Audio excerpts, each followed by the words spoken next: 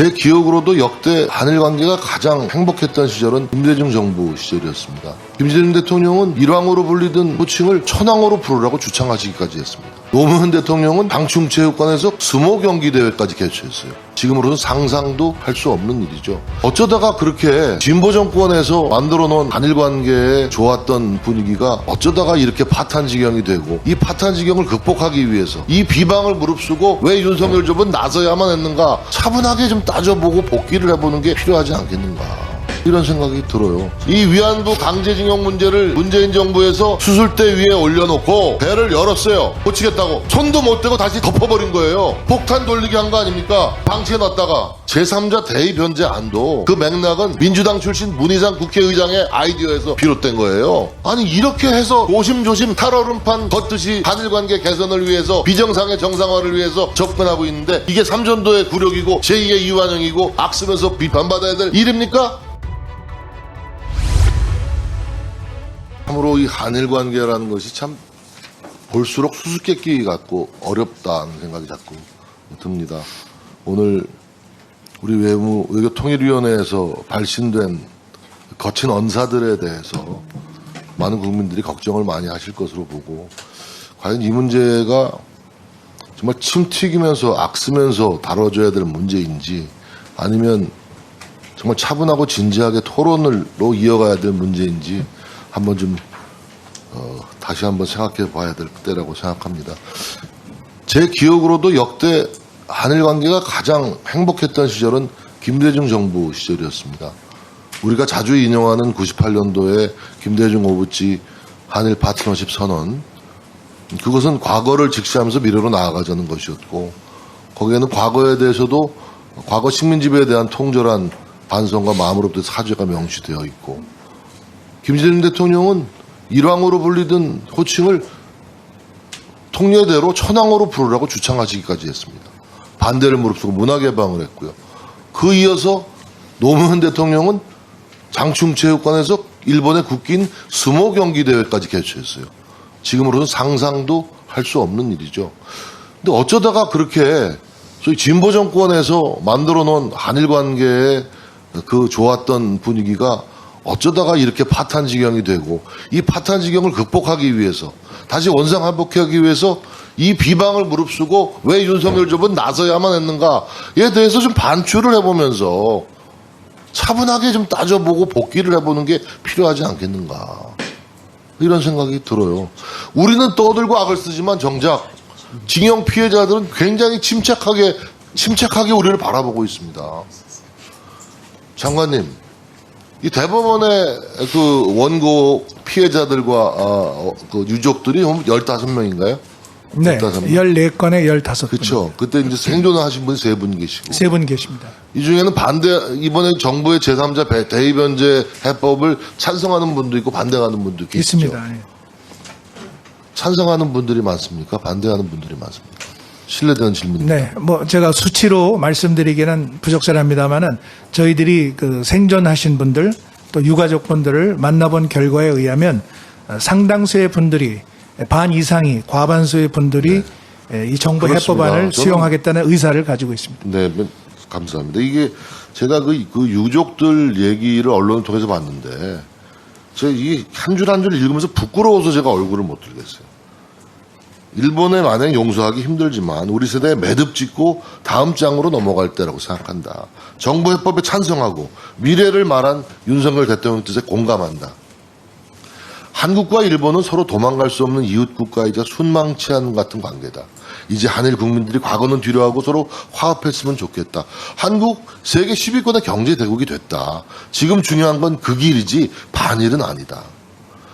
유족들은 또 정부의 방안을 비난하면서 친일 공세를 퍼붓고 있는 야당과 일부 시민단체들을 향해서도 쓴소리했어요. 정사영 씨 같은 분. 90년대 말 일본에서 미쓰비시 상대로 외로운 싸움을 벌일 때 아무 관심도 없더니 이 문제를 잘 모르는 사람들이 갑자기 시류의 편성에 반일을 외치고 있다. 이번에 해결하지 못하면 30년 이상 기다린 피해자 유족들 또다시 희망 고문하는 것이 된다. 길게는 30년 이상 끌어온 재판입니다. 이때 누구도 관심 안 가졌어요. 네? 한일 갈등의 피로감을 호소하며 조속한 해결을 이들은 요구하고 있습니다. 자, 지금 이제 미쓰비시 중공업, 일본제철 같은 이른바 그 피고 기업들, 전범 기업들이 소위 기금에 참여하는 문제가 저는 꼭 이루어졌으면 좋겠는데 그 가능성에 대해서 아까 그 장관님께서 좀 상당히 긍정적으로 답변하시는 걸로 저는 이해했거든요. 일본 정부는 제3자 변제 절차가 어느 정도 마무리된 후에 피고 기업들이 징용재단에 양측 기업이라는 것은 두 개 피고 기업을 지칭하신 것으로 저는 이해했는데 한일 양측에 양극계. 거기에 일단 통로가 생길 거로 본다. 통로가 그 열려 있다 이렇게. 통로에 일반 기업들도 기업이지만 미쓰비시 중공업과 일본제철의 이른바 피고 기업의 참여도 우리가 한번 상정해 볼 수 있는 거 아닙니까? 그런 것이 관철되기 위해서 외교적인 노력이 좀 더 배가 돼야 된다라고 본 의원은 생각하는데 동의하십니까?